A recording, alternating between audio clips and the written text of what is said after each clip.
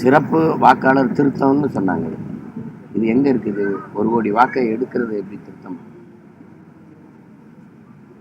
பிழை திருத்துறதுன்னா பிழையை தானே திருத்தணும். மொத்தமா அடிச்சுட்டு எழுதுவோங்கிறது எப்படி இருக்கு? நீங்க ஒரு களை எடுக்க போறிய தோட்டத்துல என்ன களையை தானே பார்த்து எடுக்கணும். மொத்தமா உழுதுட்டு மறுபடியும் விதப்போம்னா ஒரு குறுகிய காலத்துக்குள்ள இப்போ 1 கோடி வாக்காளர்கள் இது எப்படி மறுபடியும் நம்ம விடுபட்டது யாரா இருக்குன்னு எப்படி பதிவு செஞ்சு மறுபடியும் நம்ம வாக்கை எப்படி தக்க வைக்கணும்? காலம் எவ்வளவு? இப்படியே நீங்க இந்த பிப்ரவரியில தேர்தல் அறிவிப்பு, டிசம்பர் முடிஞ்சிருச்சு. இப்போ 2 மாசத்துக்குள்ள எப்படி இதை சரி பண்றது? இப்போ ஜனவரி 18 வரைக்கும் அதுக்கு டைம் கொடுத்துருக்காங்க. விடுபட்டவர்கள் சேர்க்கறது இவ்வளவு பதட்டமான சூழல்ல இந்த நாட்டுல மக்களுக்கு இருக்கிற குடிமக்களுக்கு இருக்க கடைசி மதிப்புமிக்க உரிமையே இந்த வாக்கு. அதை காப்பாற்றிக்கிறதுக்கே பெரும் போராட்டமா இருக்கு. இப்ப யாரை போய் தேடி வேலையை விட்டுட்டு போய் என் வாக்கு இல்லைன்னா அங்க போய் சேர்த்து பதிவு பண்ணி கொடுத்து எப்படி விடுபட்டுச்சு? அப்ப என்னமா வேலை செஞ்சீங்க?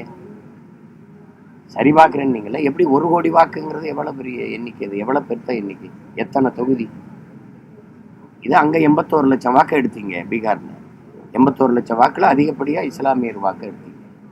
உங்களுக்கு எந்தெந்த வாக்கு இல்லையோ அதெல்லாம் தூக்குனீங்க. 40 லட்சம் வாக்குக்கு மேல இங்க வந்து அவங்களுக்கு இல்லாத வாக்கை எடுத்திருக்கோம். இதுதான் இது நடந்திருக்கும்.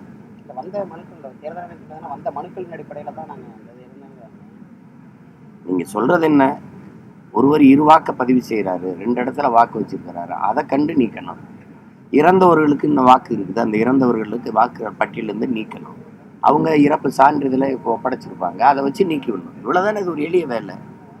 அதை விட்டுட்டு மொத்தமாவே நீங்க பதிவு செய்யுங்கன்னு ஒரு குறுகிய காலத்தை கொடுத்து இப்ப அறிவிச்சு வந்திருக்கு. சரி, விடுபட்டுருக்கு 1 கோடி வாக்கு விடுபட்டுருக்கு.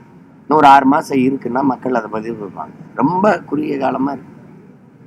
சரி, இப்ப பதிவு பண்றாங்க, அது இருக்குதா இல்லையா? இப்ப சிவகங்கையெல்லாம் என் தம்பி மனைவியும் பதிவு செஞ்சவங்களு உயிரோடு இருக்கும்போது இறந்தவர் பட்டியலில் சேர்த்து விட்டீங்க. அதை போய் சண்டை போட்டு மறுபடியும் ஒரு இடத்துல நம்ம போய் பார்த்தோம், அதை சரி பண்ணிக்கிட்டோம். இப்போ இந்த மாதிரி எத்தனை பேருக்கு வாக்கு விடுபட்டிருக்கும்? இது வந்து அதிகாரத்தினுடைய பொறுப்பற்ற செயலை காட்டு. பொறுப்பற்ற செயல். தன் குடிகளுக்கு கொடுக்க வேண்டிய மதிப்புமிக்க உரிமையவே அது பாதுகாத்து கொடுக்கல அப்படின்னா எவ்வளவு பொறுப்பற்ற செயல். அதான் திரும்ப திரும்ப சொல்றேன். அன்னைக்கு வாக்காளர்கள் தங்களுக்கான ஆட்சியாளர்களை தேர்வு செஞ்சாங்க. இன்னைக்கு ஆட்சியாளர்கள் தங்களுக்கான வாக்காளரை தேர்வு செய்யணும். அதான் கொடுமையா இருக்கு.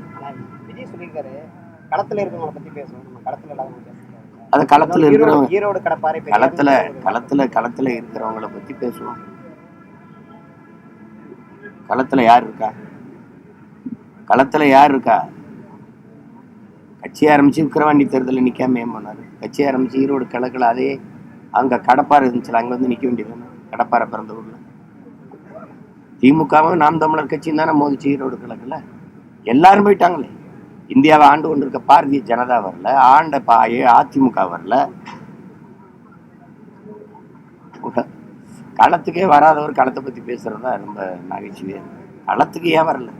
24 பாராளுமன்ற தேர்தலில் உங்க கொள்கை எதிரியை வீழ்த்த நீங்க எவ்வளவு களத்துக்கு வந்தீங்க? அதெல்லாம் சிரிச்சுட்டு போயிடணும். அப்படியே சிரிச்சுட்டு போயிடணும். ஈரோடு கடப்பாறை பெரியார்னு யாரை சொன்னாருன்னு? ஈரோட கடப்பாறைன்னா யாரை சொல்றாருன்னு உங்களுக்கு தெரியாமையா கேட்குறீங்க? ஈரோட்டு கடப்பாறை அதெல்லாம் துருப்பிடிச்சு பழைய இரும்பு பேரிச்சம்பளத்துக்கு போட்டாச்சு.